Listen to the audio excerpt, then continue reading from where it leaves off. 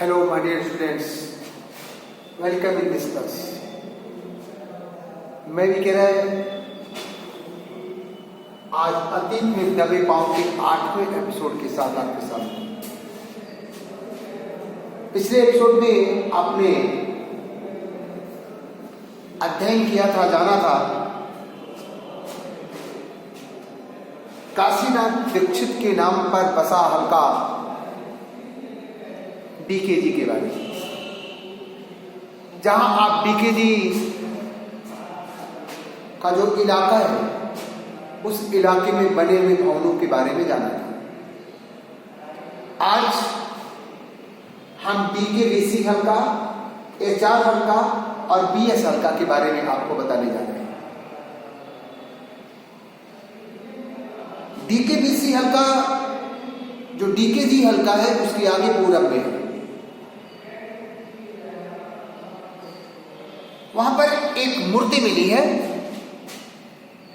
एक दाढ़ी वाले याजक नरेश। दाढ़ी वाले जो याजक नरेश जो कभी वहां राजा हुआ करते थे, जो भिखारियों को दान बहुत अधिक दिया करते थे, उस दाढ़ी वाले याजक नरेश की जो मूर्ति वहां पर बनाई गई थी वो डीकेबीसी हल्के में मिली है, जो डीकेजी हल्के के पूरब में। और डीकेजी की मुख्य सड़क पर, डीकेजी में जो सड़क निकली उस मुख्य सड़क के दक्षिण की ओर जब आप 1.5 फरलांग जाओगे तो अगला इलाका मिलेगा एचआर हल्का। डीकेजी से पूरब इलाके में जाओगे तो आपको डीकेबीसी हल्का मिलेगा। जिस डीकेबीसी हल्के में दाढ़ी वाले याजक नरेश की मूर्ति एक घर में मिली। जब हम डीकेजी में जो मुख्य सड़क है उस सड़क से दक्षिण की तरफ 1.5 फरलांग जाएंगे तो वहां पर एक दूसरा हल्का एचआर हल्का मिलेगा। जो एचआर हल्का हेरल्ड हरग्रीव्स के नाम पर स्थापित किया गया था। हेरल्ड हरग्रीव्स के नाम पर ये एचआर हल्का स्थापित किया गया था, जो डीकेजी के मुख्य सड़क के दक्षिण तरफ 1.5 फरलांग जाने पर आपको मिलेगा। इसी एचआर हल्के में एक मूर्ति मिली नर्तकी शिल्प की, जो जगत विख्यात वैसी मूर्ति मोहनजोदड़ो में कभी भी उस समय के अवशेषों में नहीं मिली थी। आज वो नर्तकी शिल्प का जो मूर्ति है उसको आज दिल्ली के राष्ट्रीय संग्रहालय में उस मूर्ति को सुरक्षित रख दिया गया है, जो मोहनजोदड़ो के इस शिल्प कला की विशेषता को इंगित करती है। तो आपने ये जाना कि डीकेजी इलाके के पूर्व दिशा में डीकेबीसी हल्का था। डीकेबीसी हल्का में आपको दाढ़ी वाले याजक नरेश की मूर्ति मिली। उस डीकेजी हल्के के में जो मेन मुख्य सड़क बनी है उस मुख्य सड़क पर दक्षिण की तरफ जब हम 1.5 फरलांग आगे बढ़ेंगे तो हमको एचआर हल्का मिलेगा। उस एचआर हल्के की स्थापना हेरल्ड हरग्रीव्स के नाम पर की गई थी। उस एचआर हल्के में एक नर्तकी की शिल्प कला की मूर्ति मिली। वो इतनी सुंदरतम कृति थी कि वैसे सुंदरतम कृति अन्यत्र फिर नहीं दिखी।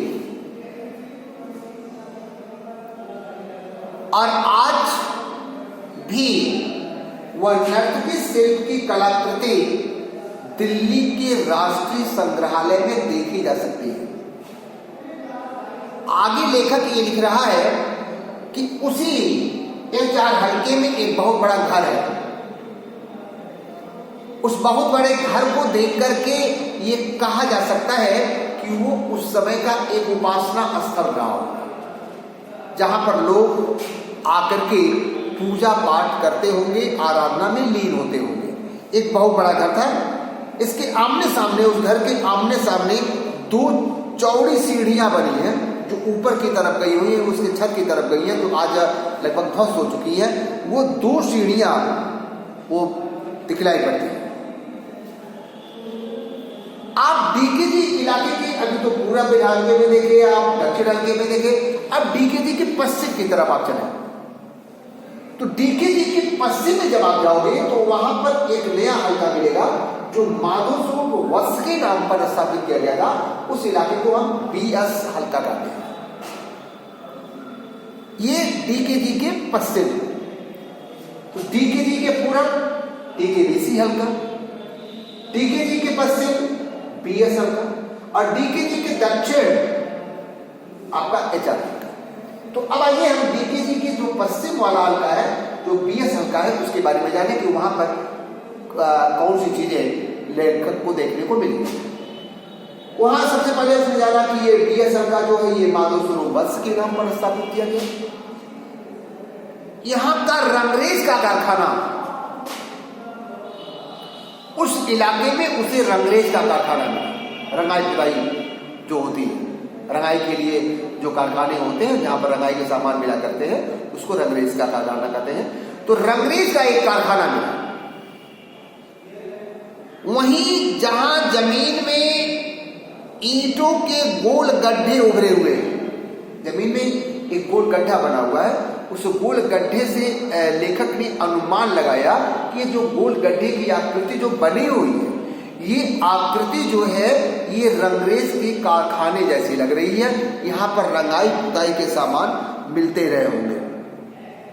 इसमें शायद रंगाई के बड़े बर्तन रखे जाते हैं। वहां उसने देखा कि 2 कतारों में 16 छोटे एक मंजिला मकान थे, छोटे छोटे 16 एक मंजिला मकान, छोटे छोटे मकान थे। शायद उसमें इन्हीं बर्तनों को रखा जाता रहा होगा जो रंगाई पुताई में प्रयोग किए जाते हैं। एक कतार मुख्य सड़क पर है और दूसरी पीछे की छोटी सड़क पर है,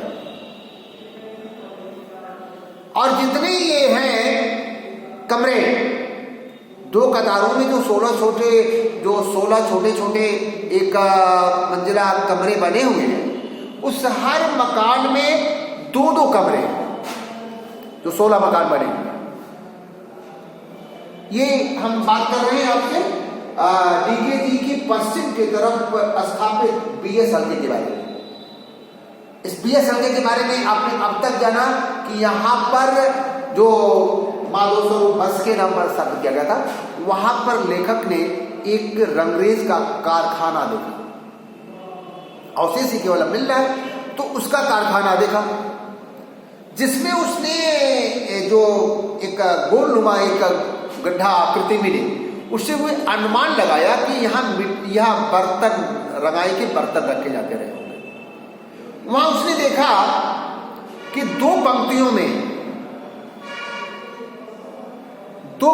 में 16 छोटे छोटे एक मंजिला मकान उसको मिले। ये जो 16 छोटे छोटे कमरों वाले ये मकान मिले, इसमें एक कतार जो है वो मुख्य सड़क पर है और दूसरी है वो पीछे की छोटी सड़क पर है। तो जो 16 ये भवन में उसको मिले, छोटे छोटे भवन, उस प्रत्येक भवन में उसने 2-2 कमरे देखे और स्नान घर एक मिला। मतलब प्रत्येक घर में एक स्नान घर और 2-2 कमरा बना हुआ था। बाहर बस्ती में जो कुएं होते हैं वे सामूहिक प्रयोग के लिए होते हैं। अर्थात उस इलाके में जो बाहर उसने कुआं देखा तो उसने ये अनुमान लगाया कि ये जो कुएं होंगे, इन 16 जो ये घर हैं, इस 16 घरों के लोग या बाहर के जो भी लोगों को यदि जल की आवश्यकता पड़ती रही होगी तो वो उसी कुएं का जल प्रयोग करते रहे। अन्यथा इस घर में भी इस घर में केवल एक स्नान घर बना था और स्नान घर के साथ 2 छोटे छोटे कमरे एडजस्ट थे। दिन छोटे छोटे कमरों को रहने के लिए अपने लिए प्रयोग करते रहे होंगे और एक स्नान घर बना था।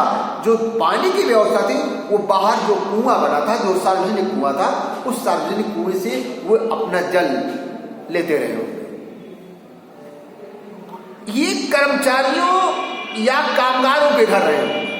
स्वाभाविक सी बात है कि जहां वो रंगरेज का कारखाना देखा, उसी रंगरेज के कारखाने की थोड़ी ही दूरी पर ये सारे के सारे भवन, उसको छोटे छोटे भवन मिले।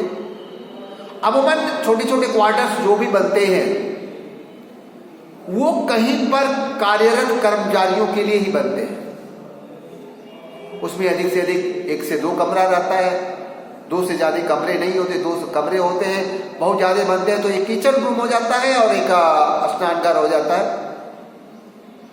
तो वहां पर उसने देखा कि जो ये 16 भवन बने थे छोटे छोटे, उसमें उन्होंने प्रत्येक भवन में 2-2 कमरे देखे और एक स्नान घर देखा। बाहरी इलाके में उसने एक कुआं देखा। लेखक ने अनुमान लगाया कि इस हलके के जिन लोगों को जल की आवश्यकता होती होगी वो इसी कुएं का प्रयोग करते होंगे। मौजूदों में लेखक जो घूम रहा है उसमें उन्होंने इन कुओं को छोड़कर, कुएं तो गोलाकार में होते होंगे, लेकिन कुओं को छोड़कर के जितने भी भवन देखे या जो कुछ भी उसने देखा वे सब के सब चौकोर थे या आयताकार थे। नगर की जो योजना थी वो भी सब के सब चौकोर या आयताकार ही थी। बस्तियां, घर, कुंड, बड़ी इमारतें, मुहरे, जो चौपड़ का खेल होता है, गोटियां, तौलने के जितने बाट होते हैं, सब के सब चौकोर या आयताकार ही उसने देखा। अर्थात उस समय जितनी भी चीजें बनती थी कुओं को छोड़कर सारी की सारी चीजें चौकोर या आयताकार हुआ करती रही होंगी। ये लेखक ने अनुमान लगाया उस समय के सामानों को देखकर। आगे उसने सोचा कि ये जो छोटे छोटे घर हैं, छोटे घर में छोटे कमरे तो समझ में आती है, क्योंकि घर छोटा है तो स्वाभाविक रूप से है कि उसमें बड़े कमरे नहीं बन सकते। यदि बड़े कमरे बनते हैं, बड़े बड़े कमरे यदि छोटे घर में बन जाते हैं तो अधिक बहुत मुश्किल से 2-3 कमरे बन पाएंगे। अर्थात कमरों की संख्या बहुत ज्यादा नहीं होती उसके अनुपात में। इसका मतलब छोटे घर यदि होते हैं कहीं तो स्वाभाविक सी है कि उस घर में कमरे कम होते हैं, लेकिन बड़े घरों में छोटे छोटे कमरे। इस बात का जब लेखक ने अनुमान लगाया कि आखिर बड़े बड़े घरों में छोटे छोटे कई कमरे क्यों बने, तो उसकी बात दिमाग में एक बात समझ में आई कि छोटे छोटे घरों में छोटे छोटे कमरे तो समझ में आते हैं, लेकिन बड़े बड़े घरों में छोटे छोटे कमरे बनाने का क्या प्रयोजन था। तो उसने ये अनुमान लगाया कि शायद उस समय जनसंख्या अधिक होती होगी, जनसंख्या अधिक रही होगी, इसलिए उनके रहने के लिए बड़े बड़े घरों में छोटे छोटे कमरे बनाए गए होंगे।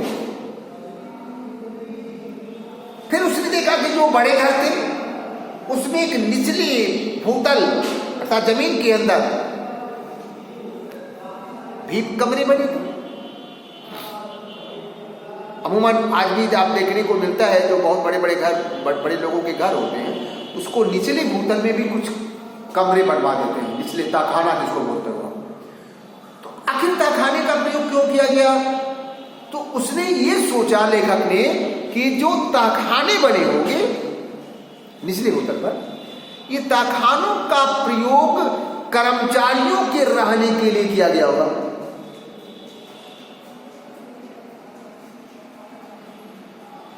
फिर उसने देखा नौकर चाकर उसमें रहते होंगे। फिर उसने देखा कि जो दूसरी मंजिल थी उस मंजिल पर जाने के लिए बड़े घरों में दूसरी मंजिल पर जाने के लिए बड़े घरों के आंगन में चौड़ी सीढ़ियां हैं, लेकिन कुछ घर ऐसे थे जो बड़े घर थे उसमें ऊपर की मंजिल का तो निशान मिला है कि ऊपरी मंजिल भी बनी रही होगी, लेकिन वहां पर लेखक ने सीढ़ियां नहीं दी। तो उसने ये अनुमान लगाया कि इन घरों में ऊपर जाने के लिए यदि सीढ़ियां नहीं बनी है तो लकड़ी की सीढ़ियों का प्रयोग किया गया होगा और लकड़ी की सीढ़ियों के द्वारा ही ऊपर गए होंगे। और आज 5000 वर्ष पहले की ये दास्तान है, तो आज वो लकड़ी की सीढ़ियां नहीं दिखलाई पड़ रही, लेकिन यदि ऊपर मंजिल बने हैं तो जाने की कोई ना कोई व्यवस्था तो जरूर होगी।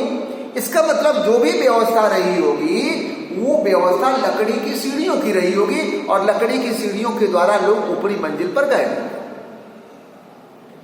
और लेखक ने यह भी अनुमान लगाया कि उस समय जितने भी ये जंगले थे, जो भी खिड़कियां थी, जो भी छज्जे थे, ये सब के सब ऊपरी मंजिल पर प्रयोग किए गए होंगे। और यह अनुमान लगाया कि जो लोग यहां पर रहते होंगे तो ऊपरी की मंजिल में कुछ दूसरे परिवार रहते होंगे और निचली मंजिल में कुछ दूसरे परिवार रहते होंगे। जैसा कि अमूमन वो सोच रहा है कि उस समय की जनसंख्या बहुत ज्यादा रही होगी, इस समय एक एक भवनों में कई कई परिवार एक साथ रहते होंगे। और अब सोचने लगा कि घरों में ये खिड़कियां नहीं थी, जंगले नहीं थे, आखिर क्यों? क्या उसमें गर्मी नहीं होती रही होगी? कड़ी धूप भी नहीं पड़ती होगी, गर्मी नहीं होती होगी? तो शायद उसने अनुमान लगाया कि हो सकता है ऐसी परिस्थिति रही हो और इसीलिए वो घरों में जंगलों और खिड़कियों की आवश्यकता लोगों को नहीं पड़ी होगी, नहीं बनवाए होंगे, क्योंकि बहुत अधिक कड़ी धूप उस समय नहीं रहती होगी। पशुओं के रूप में देखा तो वहां पर पशुओं के कुछ अवशेष उसको नहीं मिले। वहां पर पशु के रूप में शेर, हाथी, गैंडा, ऐसी चीजें तो रेगिस्तान में मिलती नहीं है क्योंकि पानी उपलब्ध नहीं है, तो ये रहेंगे तो कैसे रहेंगे? तो ऐसे जानवर उनको नहीं मिले। तो सोचा कि क्या उस वक्त जंगल नहीं थे? तो जंगल के भी अवशेष उसको नहीं मिले थे, क्योंकि उसको शुरू में ही मैंने आपको बतलाया था कि वहाँ के लोग व्यापारिक केंद्र होने के साथ साथ मोहनजोदड़ो जो था ये उन्नतशील खेती के लिए भी जाना जाता रहा होगा, क्योंकि बहुत बड़े बड़े अन्न के रखने के भंडार भी उसको मिले थे, खाद्यान्न भंडार भी मिले थे। तो इन खाद्यान्न भंडारों के आधार पर उसने और व्यापारिक केंद्र के आधार पर उसने अनुमान लगाया कि मोहनजोदड़ो के आसपास कोई जंगल नहीं रहा और मोहनजोदड़ो में और उधर अमूमन वो रेगिस्तानी और पर्वतीय इलाका होने के कारण लगभग जंगल के रहने की संभावना लगभग नहीं रह जाती है। तो इसने ये अनुमान लगाया और ये लगा कि उस समय कुओं से लोग सिंचाई कर लिया करते थे और नहर कहीं मिली नहीं है, इसका माने उस समय बारिश उस समय ज्यादा होती होगी, अन्यथा ये खेती की सिंचाई कैसे होती होगी? नहर थी ही नहीं, कुछ कुएं ही मिले हैं तो कुओं से सिंचाई हो नहीं सकती थी। तो यदि नहर नहीं मिलते तो इसका माने उस समय में बरसात बहुत ज्यादा होती रही होगी, इसीलिए नहरों की खुदाई नहीं की गई थी। तो एक तरीके से आज हमने उस मोहनजोदड़ो में डीकेजी इलाके के आसपास के हलकों को जाना, जिसमें आज हमने डीके की बीसी हल्के को जाना, एचआर हल्के के बारे में जाना और बीएस हल्के के बारे में जाना। तो आज इन्हीं बातों के साथ हम अपनी वाणी को विराम दे रहे हैं। अगले एपिसोड में फिर मिलेंगे। नमस्कार।